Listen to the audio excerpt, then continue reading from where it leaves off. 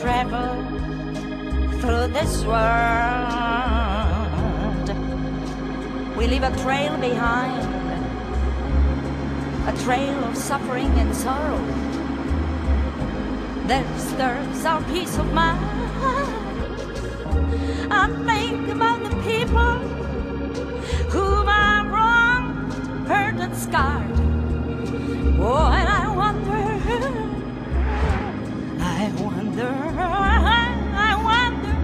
wonder what they're doing now. Yes, I wonder where they are. Some remain, but some are gone. All of us one day shall go. But while my heart still beats, there's one thing I have to know. Will peace.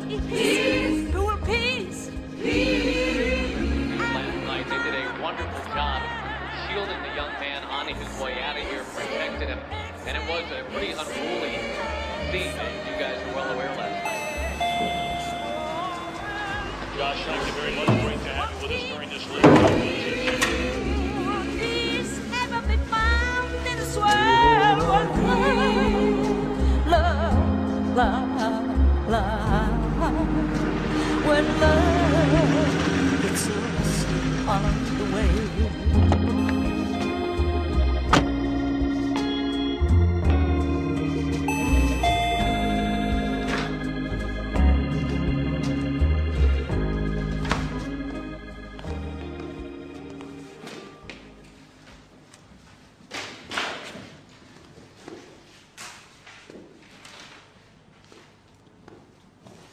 Dobré ráno. Dobré.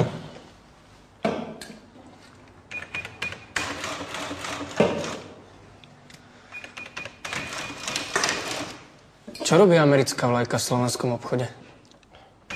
Mám rád baseball. No, ja tiež.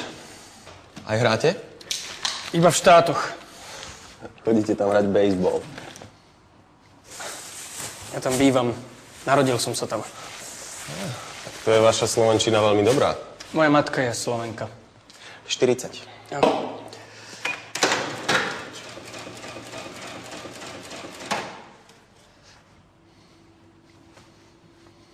Čo tu vlastne robíte? No tak prišiel som sa pozrieť do matkynej rodnej vlasti. Pustatina. Nie, je to krásna krajina. Naozaj. Dobre, tak rád som vás stretol. Nice to meet you too. If I come to America, we should play together. Jasné. Polak. Mark Polak. Tomáš Dubček. Bývam v Houstone. Keď niekedy prídeš do Houstonu, tak mi zavolaj. Nájdeš ma v telefónnom zozname. Polak. Budem si to pamätať.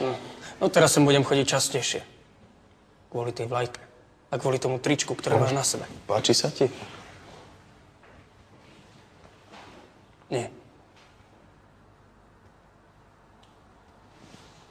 Myslel som, že si hovoril, že áno. Prepáč. Ja som sa pomýlil. Vieš, necháp ma zle. Ale v tom tričku nemôžeš stáť pod americkou vlajkou. Prečo nie? No pretože väčšina Američanov verí v Boha. A vlajku zároveň. Toto nie je Amerika.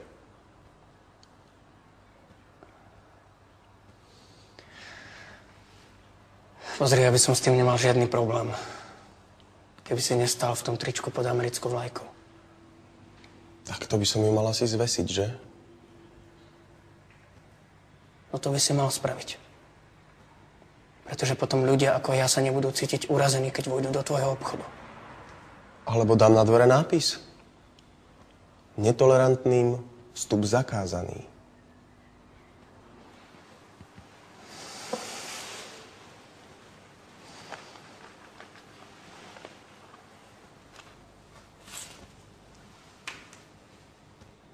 Kúp si nové tričko.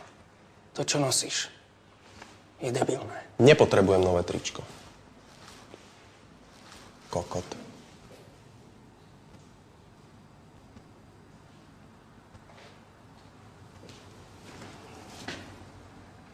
Nikto mi tak nevolá.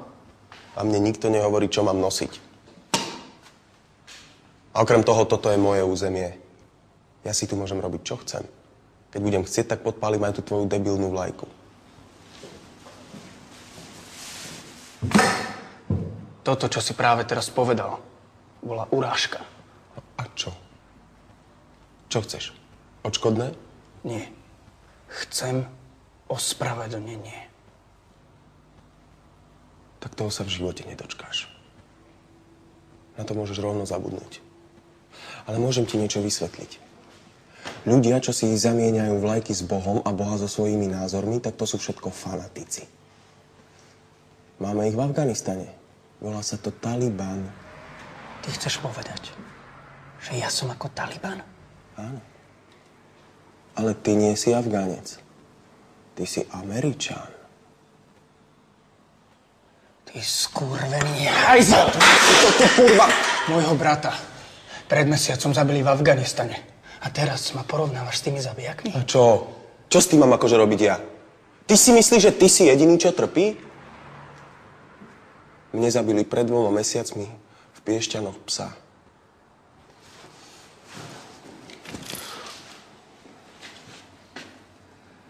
Najprv ma porovnávaš s tými zabijakmi.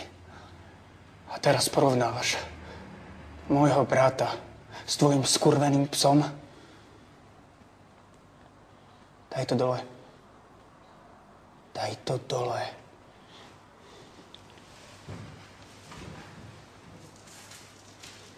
Daj mi to.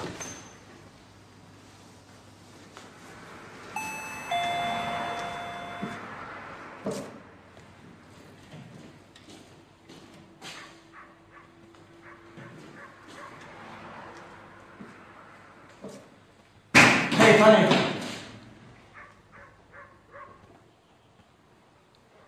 Toto nie je prepad. My len tak diskutujeme. Pozrite sa na mňa.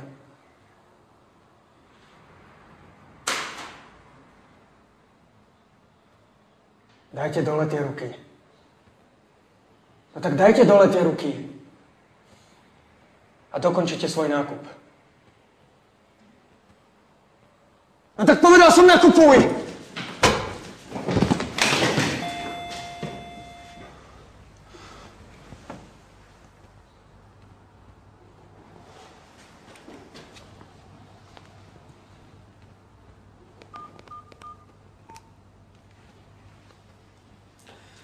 Zdravím, pri telefóne Tomáš Dubček z obchodu v Lozorne.